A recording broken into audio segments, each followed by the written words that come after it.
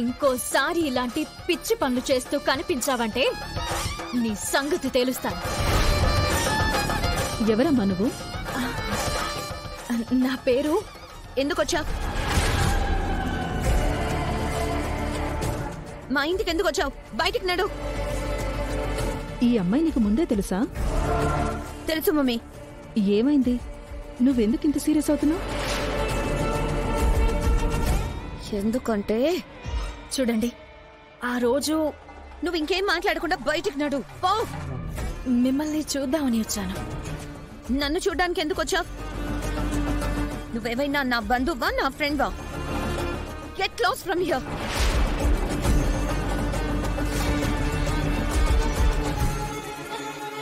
చెప్తుంటే వినిపించడం లేదా? దయచేసి మూడ్ ఆఫ్ కావద్దు. మాయా, అసలేం జరిగిందో ఏం చెప్పకుండా ఎందుకింత ఎమోషనల్ అవుతున్నావు? తర్వాత చెప్తాను మమ్మీ. ఇది నా ఎదురుగా ఉంటే ఇరిటేషన్ ఎక్కువైపోతుంది. నేనే మెడ పుట్టుకుని బయటకు గంటేస్తాను.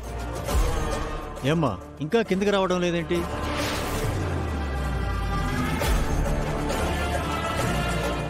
అవని, నా కూతుర్ని కలిసిన తర్వాత తీసుకుని రమ్మన్నాను కదా. ఈ అమ్మాయి మీకు ముందే పరిచయమా డాడ్? మన ఆఫీసులోనే వర్క్ చేస్తుంది.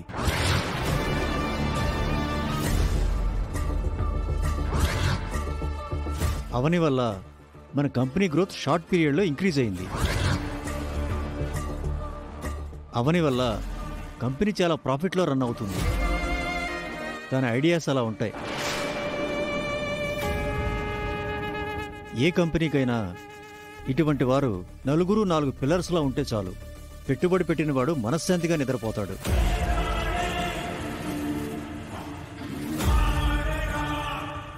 ఏమైంది? ఎందుకు అందరూ సీరియస్గా ఉన్నారు? ఏం లేదులేండి, మీరు పదండి. అమ్మాయిని నేను తీసుకుని వస్తాను. అందరూ వెయిటింగ్లో ఉన్నారు. త్వరగా రండి. అలాగే రండి.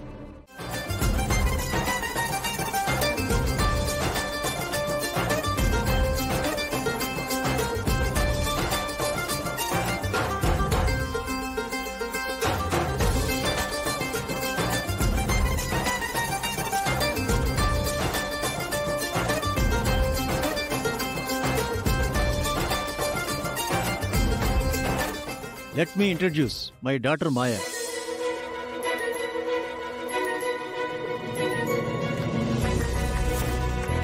రీసెంట్గా యుఎస్ నుంచి వచ్చింది. ఇక మ్యారేజ్ చేసుకుని ఇండియాలోనే సెటిల్ అయిపోతుంది. త్వరలో కొన్ని కంపెనీలు చూసుకునే బాధ్యతలు కూడా నా కూతురికి అప్పగించబోతున్నాను. సో ఫ్యూచర్లో మాయా మీ బాస్ కాబోతుంది.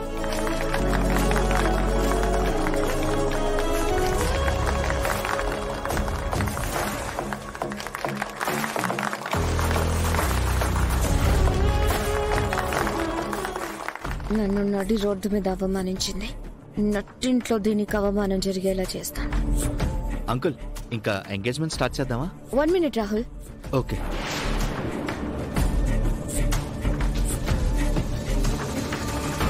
అవని గారు, మీరు మీ ఫ్యామిలీతో రాలేదేంటి? సార్ స్టాఫ్ ని మాత్రమే ఇన్వైట్ చేశారు. అందుకే నేను మాత్రమే వచ్చాను. ఫ్యామిలీతో ఇన్వైట్ చేస్తే మాత్రం తీసుకొని రావడానికి మీ ఆయన నీతో కలిసి లేడు కదా అవని. వాట్? అవని వాళ్ళ హస్బెండ్ తనతో కలిసి లేడా? అవును మ్యామ్, ఈ మధ్య మేము అడిగితే చెప్పింది. మంచివాడంట, కానీ దూరంగా ఉంటున్నాడంట. పరిస్థితుల కారణమంట. మంచివాడైతే దూరంగా ఎందుకుంటాడు? పరిస్థితుల కారణం అనేది జస్ట్ సమర్థింపులా ఉంది.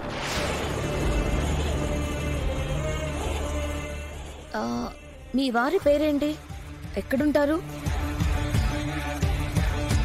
విడిగా ఉన్నారా, విడాకులు తీసుకున్నారా? మాట్లాడరేంటి అవని గారు? ఇక్కడున్నదంతా మనమే కదా. 10 మందిలో చెప్పుకోవడానికి ఎందుకు అంతలా ఫీల్ అయిపోతున్నారు? ఏదైనా ప్రాబ్లం ఉంటే మేం సాల్వ్ చేస్తాం. Come on, speak out. Thanks for your concern. కానీ నో థ్యాంక్స్. హర్డల్స్ ని ఎలా దాటాలో నాకు తెలుసు. ఎందుకంటే చిన్నప్పటి నుంచి నేను ఎన్నో కష్టాలను కన్నీళ్లను దాటుకుంటూ వచ్చాను.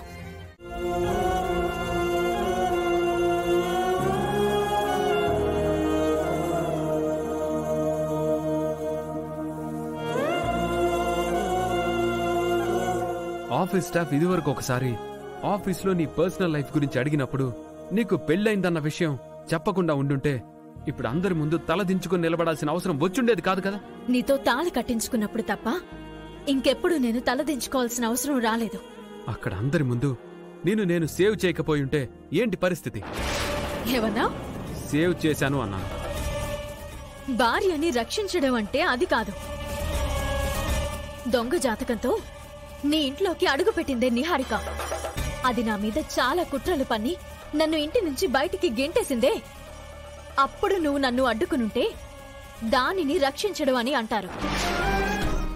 సత్య మీ ఇంటికొచ్చి DNA రిపోర్ట్ ని తప్పుడు రిపోర్టుగా మార్చింది నేనే అని అందరి ముందు ఒప్పుకున్నప్పుడు ఆ నిజాన్ని కూడా మీ అమ్మ నమ్మకుండా నన్ను బయటికి గెంటేసిందే.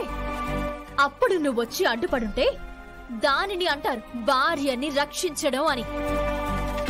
భర్త కట్టే 3 ముళ్లల్లో 3వ ముడిని శాస్త్ర ప్రకారం అనన్య రక్షత అని అంటారు.